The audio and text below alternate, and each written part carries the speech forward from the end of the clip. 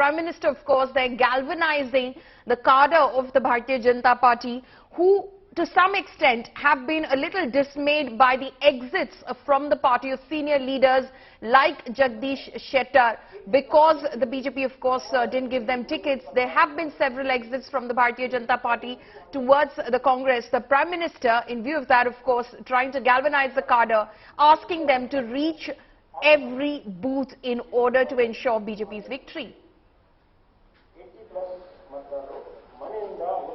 Well, absolutely. In fact, the biggest strength of the BJP is their micromanaging, and that's precisely what Prime Minister Narendra Modi was, aiming to do today. Reach out to the booth level workers, because they are the ones.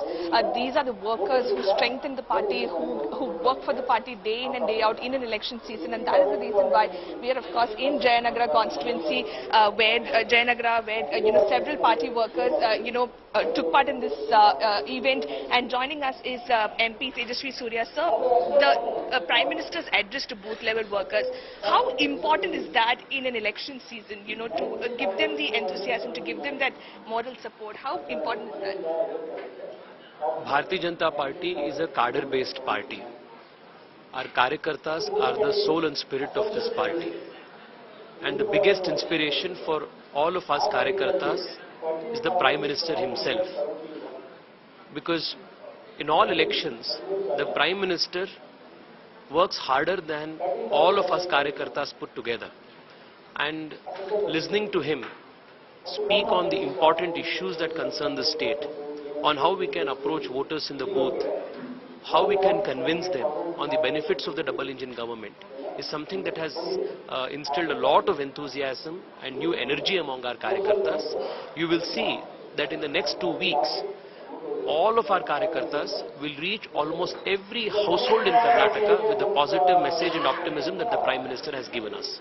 He also said something very interesting about the revdi culture. He said several political parties are, giving freebies, but also putting the state's finances in major debt. And this, of course, is bad for the future generations, is what he said. The Prime Minister has ushered in a culture of politics where accountability, long-term interest keeping of the state and the nation is prioritized over and above petty politics that is very short-term and very myopic in nature.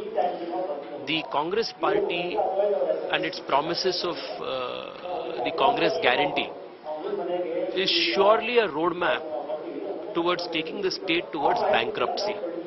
And the Prime Minister today very clearly warned the people of Karnataka, the youth of Karnataka, to stay away, to beware of these kind of practices in politics, which is detrimental to both the short-term as well as the long-term interests of the state. In election season, we see several national leaders, including Prime Minister Modi, coming to Karnataka, speaking to the voters. But what is the thinking behind speaking to the party workers who are on ground working day in and day out? The Prime Minister himself mentioned at the very end of his address that there may be a huge atmosphere of positivity, but unless there is a strong organizational framework, we may not be able to capitalize on the positive atmosphere that is in the state. Therefore, the political party structure, the booth workers, they are the lifeline of any political party, and the BJP being a cadre-driven party, it becomes all the more important.